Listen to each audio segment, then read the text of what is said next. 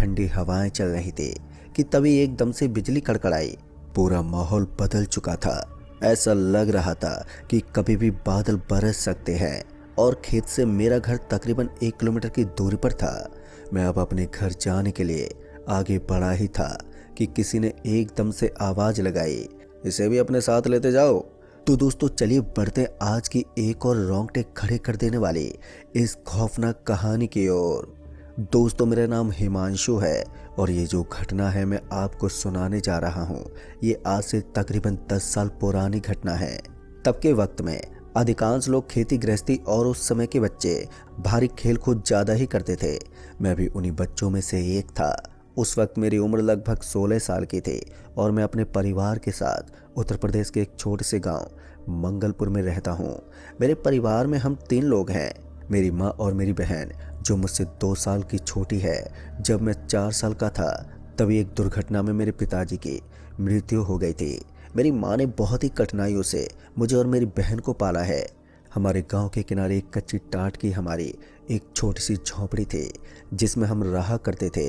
मेरे पिताजी के बदौलत हमारी थोड़ी बहुत ज़मीन भी है जिसमें मैं खेती करता था और मेरी माँ एक सरकारी स्कूल में 2000 रुपये महीने की पगार पर खाना बनाती थी और उन्हीं पैसों से हमारे घर का गुजारा भत्ता होता था।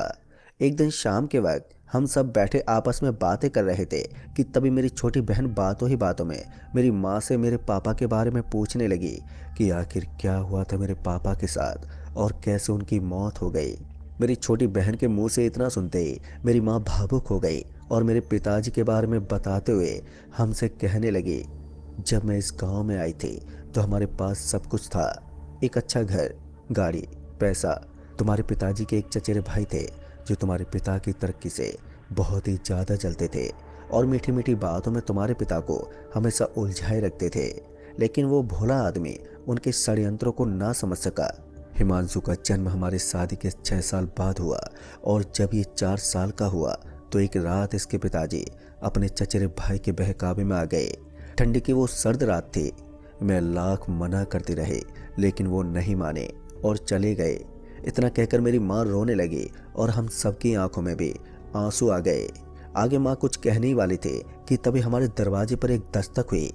काफ़ी रात हो चुकी थी और इतनी रात गए आखिर कौन हो सकता है, यही सोचकर मैं दरवाज़ा खोलने ही जा रहा था कि तभी मेरी माँ ने मुझे डांटते हुए कहा, दरवाज़ा मत खोलना, जाओ सो जाओ तुम दोनों। लेकिन मैं सोने जाने को ज़रा सा भी तैयार नहीं था। मैंने भी माँ की बात नहीं सुनी और झट से मैंने दरवाज़ा खोल दिया, पर दूर दूर तक गहरा सन्नाटा पसरा हुआ था और दरवाजे पर वहाँ पर कोई भी नहीं था कि तभी मेरी माँ ने एकदम से मेरा हाथ पकड़ा और दरवाज़ा बंद करके मुझे डांटते हुए सुलाने के लिए ले गई। हम सब सोने चले गए। कुछ ही देर में सब नींद के आगोश में आ गए लेकिन मैं अभी भी जगा हुआ था। हमारी छोटी सी झोंपड़ी में तिनकों का दरवाज़ा लगा हुआ था जिसे धीरे से खटखटाने पर भी तेज आवाज़ सुनाई देती थी। मैं इसी बारे में सोच रहा था कि आखिर कौन हो सकता है इतनी रात गए, और इसी बारे में सोचते सोचते कब मेरी आंख लग गई मुझे तो पता ही नहीं चला।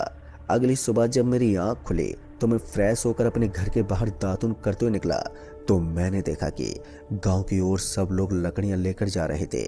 मैंने उन्हीं लोगों में से एक आदमी से पूछा, क्या हुआ चाचा, सुबह सुबह ये लकड़ियां लेकर कहाँ जा रहे हैं? मेरी बात पर उस आदमी ने मुझे बताया कि एक जवान युवक की मौत हो गई है, इसलिए गांव वाले उस युवक को शमशान घाट पर अग्नि देने के लिए जा रहे हैं।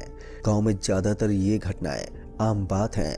मैं भी ये देखने के लिए गांव में गया कि आखिर किसकी मृत्यु हुई थी, और जैसे मैं उस घर के पास पहुंचा तो मुझे पता चला कि एक परिवार जो इस गांव में नए नए आए थे, उन्हीं में से एक लड़के की कार एक्सीडेंट में मृत्यु हो गई थी। मैंने कुछ लोगों को आपस में बातें करते हुए सुना, ये तो होना ही था, जो भी इस घर में रहता है उसके साथ ज़रूर कुछ ना कुछ बुरा होता है। मैंने उन्हीं में से एक आदमी से पूछा, आखिर रहस्य क्या है उस घर का? दोस्तों उस आदमी ने मुझसे जो बात कही उसे सुनकर तो मुझे धक्का सा लगा। तभी उसने मुझे बताया कि ये तुम्हारा घर है, तुम्हारे पिताजी ने इस घर को तुम्हारे चाचा के नाम कर दिया था और उस रात ही तुम्हारे पिताजी की एक रोड एक्सीडेंट में मौत हो गई थी। कुछ दिन तक तो तुम्हारे चाचा इस घर में रहे, उसके बाद ना जाने क्या बात हो गई कि इस घर को बेचकर वो एकदम से कहीं गायब हो गए। ये किसी को नहीं मालूम कि वो कहाँ चले गए। अब उस आदमी के मुंह से इतना सुनते ही मैं हक्का बक्का रह गया। मैं सोच में पड़ गया कि आखिर मेरे घर की और मेरे परिवार की सच्चाई क्या है जो आज तक मुझसे छुपाई जा रही है। मैं इसी बारे में सोचते हुए अपने घर आ गया और अपनी माँ से उस घर के बारे में पूछने लगा, लेकिन मेरे बार बार पूछने पर भी मेरी माँ मुझे कुछ बताने को तैयार ही नहीं थी। अब मैंने ठान लिया था कि अब मैं अपने परिवार के अतीत के बारे में पता लगा कर ही रहूँगा। अब दिन भर मैं उदास एक जगह पर बैठा रहा और शाम के वक्त हम खाना खाने बैठे और खाना खाने के बाद मैंने कल रात की उसी बात को अपनी माँ से बताने को कहा जो कल रात अधूरी रह गई थी। लेकिन हमारे बार बार पूछने पर भी मेरी माँ हमें कुछ बताने को तैयार ही नहीं थी। मैंने थोड़े गुस्से में अपनी माँ से कहा, गांव वालों को हमारे परिवार के बारे में पता है, लेकिन मुझे अपने पिताजी के बारे में कुछ नहीं मालूम कि उनका अतीत क्या था। गांव के एक आदमी ने मुझे बताया था कि पिताजी ने उस घर को अपने चचेरे भाई के नाम कर दिया था और आज गांव में जिस आदमी की मृत्यु उस घर में हुई है वो हमारा घर था। मेरे इतना कहने पर मेरी माँ ने कल रात की उस बात को आगे बताते हुए कहने लगी, जब उस रात तुम्हारे पिताजी अपने उस चचेरे भाई के साथ गए तो मैं पूरी रात उनकी लौटने की राह देखती रही, लेकिन वो रात भर नहीं लौटे और सुबह वही हुआ जिस बात का मुझे डर था। मुझे हॉस्पिटल से फ़ोन आया कि तुम्हारे पति की मौत हो चुकी है और तुम्हारे उस पति के चचेरे भाई को थोड़ी बहुत ही चोट लगी थी। और जब मैं तुम्हें और तुम्हारी बहन को लेकर हॉस्पिटल पहुंची तो मैंने देखा कि बहुत ही बुरी तरह से तुम्हारे पिता की कटी फटी लाश पड़ी हुई थी। दोस्तों, ये कहते हुए मेरे माँ के आंखों में आंसू आ गए और आगे बताते मेरी माँ ने मुझसे कहा, तुम्हारे पिता का चचेरा भाई जिसका नाम वीरेंद्र था, उसने गांव वालों और मुझे बताया कि एक जगह से बाइक से लौटते वक्त सामने से एक ट्रक आ रही थी। वीरेंद्र और तुम्हारे पिताजी ने शराब पी रखी थी और बाइक तुम्हारे पिताजी ही चला रहे थे कि तभी एकदम से ट्रक से उस बाइक की टक्कर हो गई, जिसके पीछे बैठा ये वीरेंद्र बाइक से दूर झाड़ियों में जा गिरा और तुम्हारे पिताजी उस ट्रक के नीचे आ गए। दोस्तों, इतना कहकर मेरी माँ फूट फूट कर फिर से रोने लगी। अपनी माँ को रोता देख मैंने उनके आंसू पोंछे और जाकर सोने के लिए कहा। फिर इसी बीच मेरी छोटी बहन सो गई थी। मेरी माँ के इस आंसू के पीछे बहुत ही दर्द छिपा हुआ था। मैंने अपने आप से एक वादा किया कि चाहे कुछ भी हो जाए मैं इस मामले के तह तक जाकर ही रहूँगा। मेरी माँ और मेरी बहन सोने चली गई थी और मैं अपने उस झोपड़ी में दरवाजे के पास ही लेटा हुआ था। अगस्त का बरसात का वो महीना था। बाहर से ठंडी हवाएं आ रही थी, लेकिन ना जाने क्यों मुझे उस रात नींद नहीं आ रही थी कि तभी अचानक ही मेरी झोपड़ी के बाहर से कुछ कुत्तों की रोने की आवाज़ सुनाई देने लगी। रात काफ़ी हो चुकी थी और अब धीरे धीरे मौसम भी बिगड़ने लगा और देखते ही देखते बाहर आंधी तूफान शुरू हो गया कि तभी अचानक मेरे दरवाजे पर दस्तक हुई। मैं एकदम से उठ खड़ा हुआ कि इतनी रात गई, ये कौन है जो हर रात दरवाज़ा खटखटाता रहता है। फिर दबे पांव मैं दरवाजे के पास गया और जैसे एक बार फिर दरवाजे पर दस्तक हुई, मैंने झटके से दरवाजा खोला तो मैंने देखा कि कल की तरह आज भी दरवाजे पर दूर दूर तक कोई नहीं था, लेकिन मेरे दरवाजे की ओर देखकर कुछ कुत्ते लगातार भौंके जा रहे थे। दरवाजा बंद करके जैसे मैं पीछे की ओर मुड़ा तो एक ठंडी हवा मेरे माथे से टकराकर गुजरी। मुझे ऐसा लगा कि कोई मुझे छू कर गया हो और मैं एक बार फिर अपने बिस्तर पर आकर लेट गया। मेरे लेटते ही कब मेरी आंख लग गई मुझे पता ही नहीं चला। फिर अगली सुबह जब मेरी आंख खुली तो मेरी माँ ने मुझसे कहा, बेटा खेत में खाद डाल देना। इतना कहकर मेरी माँ मेरी बहन को लेकर स्कूल चली गई और मैं पास के चौराहे पर खाद लाने चला गया।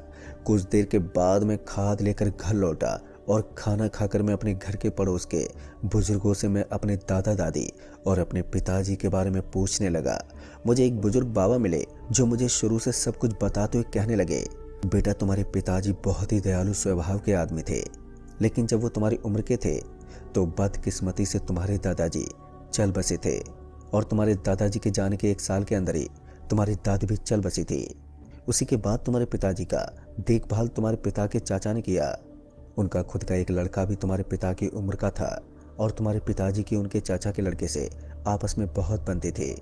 धीरे धीरे वक्त बीतता गया और तुम्हारे पिताजी की तुम्हारी माँ से शादी हो गई, जिसके कई सालों बाद तुम्हारा जन्म हुआ।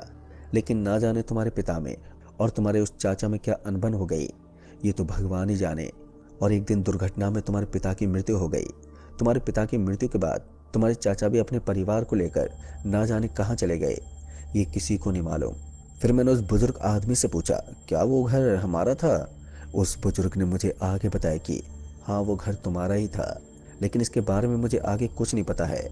बुजुर्ग आदमी के मुंह से इतना सुनते ही मैं वहां से उठ गया और अपने घर लौट आया। मैं अपने मन ही मन में सोच रहा था कि क्या वाकई में उन बाबा को आगे कुछ नहीं पता था या वो बताना नहीं चाहते। मैं इसी बारे में अभी सोच रहा था कि मेरे गांव के मेरे कुछ दोस्त मुझे क्रिकेट मैच खेलने के लिए बुलाने आए और मैं उनके साथ खेलने चला गया। मैच खेलते खेलते कब शाम हो गई मुझे पता ही नहीं चला कि तभी एकदम से मुझे याद आया कि मुझे खेत में खाद डालने जाना है। मैं दौड़ता हुआ घर की ओर लौट आया और अपने सिर पर खाद की बोरी उठाकर मैं अपने खेत की ओर चल पड़ा। मेरे घर से मेरा खेत लगभग 1 किलोमीटर की दूरी पर था और जैसे मैं अपने खेत में पहुंचा तो दूर दूर तक मुझे कोई भी नहीं दिख रहा था। मैं जल्दी जल्दी अपने खेत में खाद बिखेरने लगा और खाद बिखेरते बिखेरते चारों तरफ धुंधला अंधेरा छा गया और एकदम से चारों तरफ ठंडी हवाएं चलने लगी। देखते ही देखते चारों तरफ का माहौल एकदम से बदल गया। अब ऐसा लग रहा था कि किसी भी क्षण बारिश आ जाएगी कि तभी एकदम से बिजली कड़कड़ाई। मैं हड़बड़ाते हुए अपने घर जाने के लिए आगे बढ़ा ही था कि तभी किसी ने एकदम से मेरे पीछे से आवाज लगाई, इसे भी अपने साथ लेते जाओ। उस आवाज को सुनते ही मैं एकदम से डर गया क्योंकि दूर दूर तक मुझे कोई आदमी दिखाई नहीं दे रहा था। तो ये आवाज किसकी थी? मैं एकदम से पीछे मुड़ा तो मुझे एक आदमी सफेद शर्ट और काली पैंट में दिखा जो मुझसे थोड़ी दूरी पर खड़ा था। अंधेरे के कारण मुझे उस आदमी का चेहरा दिखाई नहीं दे रहा था। मैंने कपकपाती हुई आवाज में उस आदमी से कहा, कौन है आप और क्या ले जाने की बात कर रहे हैं? उस आदमी ने मुझे सड़क के किनारे खेत की ओर इशारा किया। मैं उस खेत की ओर आगे बढ़ा तो सामने खेत में मुझे दिखा उसे देखते मैं खेत में कूद पड़ा। दरअसल मैंने देखा कि सड़क के किनारे एक खेत की खुदाई हुई थी और उसी खेत में मुझे हल्के पीले रंग की कोई चीज गड़ी हुई दिखी। मैं तुरंत ही उस खेत में कूद पड़ा और मैंने जैसे हाथ से मिट्टी को हटाया तो मुझे एक सोने की चमचमाती लगभग 1 किलो की ईंट मिली, जिसे देखकर मेरी आंखें भर आईं और मेरी खुशी का ठिकाना नहीं था। सोने की उस ईंट को लेकर मैं जैसे पीछे मुड़ा तो दूर दूर तक मुझे वो आदमी दिखाई नहीं दिया। मैं अपनी जेब में उस सोने की ईंट को छुपाकर अपने घर की ओर दौड़ने लगा कि तभी एकदम से जोरदार बारिश होने लगी। मैं अपने घर की ओर दौड़ रहा था। अंधेरा भी अब धीरे धीरे बढ़ने लगा था। सोने की ईंट मिलने की वजह से मुझे एक पल को खुशी तो हुई थी, लेकिन उस आदमी का ख्याल जैसे मेरे दिमाग में आया तो मुझे एकदम से बहुत ही ज़्यादा डर लगने लगा। मैं बिना पीछे मुड़े अपने घर की ओर दौड़े जा रहा था कि तभी मुझे ऐसा लगा कि कोई मेरे साथ साथ दौड़ रहा है, लेकिन मेरी हिम्मत नहीं हो रही थी कि मैं पीछे मुड़कर देख सकूं। मैं बिना कुछ सोचे समझे अपने घर की तरफ भागे जा रहा था। भागते भागते कुछ देर के बाद मैं अपने घर पहुंचा और मेरी माँ मुझे देखते ही डांटने लगी।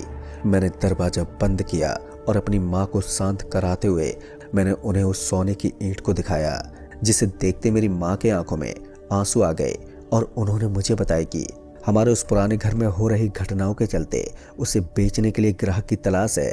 मैंने अपनी माँ को दिलासा देते हुए कहा, अब हम अपने घर को खरीद सकते हैं माँ। मैंने अपनी माँ से पूछा कि आखिर पिताजी ने हमारे घर को अपने चचेरे भाई के नाम क्यों कर दिया था। मेरी बात का जवाब देते मेरी माँ ने मुझे बताया कि बेटा, शुरू से ही उस दूरत आदमी को इस घर का लालच था और एक रात जब वो आदमी तुम्हारे पिताजी को लेकर गया था तो उसी रात शराब पिलाकर नशे की हालत में उस आदमी ने हमारे घर को अपने नाम करा लिया था और धोखे से उन लोगों ने मिलकर तुम्हारे पिताजी को मार दिया। काम क्रिया बीत जाने के बाद उस आदमी ने अपना रंग दिखाना शुरू कर दिया। तुम्हारे पिताजी के किए हस्ताक्षर के दम पर उन्होंने हमसे हमारा एक घर छीन लिया। एक दिन उस आदमी ने हमारे घर को बेचकर कहीं दूर अपने परिवार को लेकर चला गया और तब से आज तक तुम्हारे पिता की आत्मा को शांति नहीं मिली है। दोस्तों, मैंने हैरानी से अपनी माँ से पूछा कि हर रोज आधी रात जब सब लोग सो जाते हैं तो दरवाजे पर दस्तक कौन देता है, और क्या आपको मालूम है जब मैं खेत से खाद छिड़कने के बाद घर लौट ही रहा था कि वो आवाज़ मुझे किसने लगाई होगी। और जब मैंने पीछे देखा तो मुझे एक सफ़ेद शर्ट और काले पैंट में एक आदमी दिखा जो रोड के किनारे एक खेत की ओर इशारा कर रहा था। और जैसे मैं उस खेत में गया तो मुझे एक सोने की ईंट मिली, लेकिन वो आदमी मुझे दोबारा कहीं नहीं दिखा कि तभी मेरी माँ ने मुझे एकदम से गले लगा लिया और रोते हुए कहने लगी कि वो कोई और नहीं बल्कि तुम्हारे पिताजी की आत्मा थी और हर रात उन्हीं की आत्मा हमें आधी रात देखने आती है। फिर मैंने इस बारे में पंडित जी से बात की तो उन्होंने मुझे बताया कि जब तक आप लोगों के हालात ठीक नहीं हो जाते उनकी आत्मा को शांति नहीं मिलेगी। फिर मैंने कहा, आप चिंता मत कीजिए, अब सब ठीक हो जाएगा। इतना कहकर हम खाना वाना खाकर सोने चले गए और फिर अगले ही दिन उस सोने की ईंट को बेचकर हमने अपना गांव का पुराना घर खरीद लिया और मैंने उसी घर में अपने पिताजी की आत्मा की शांति के लिए यज्ञ करवाया, जिसके बाद से हमें दोबारा उनके अपने आसपास होने का आज तक एहसास नहीं हुआ। अपने पिताजी के बदौलत आज हमारी जिंदगी बदल गई, जिन्होंने मरने के बाद भी अपना फर्ज अदा किया। दोस्तों, आज की ये कहानी लिखते वक्त मेरी भी आंखें भर आई थी। तो दोस्तों, आज की कहानी में बस इतना ही। मैं आपका दोस्त राजकुमार जल्द ही मिलूंगा।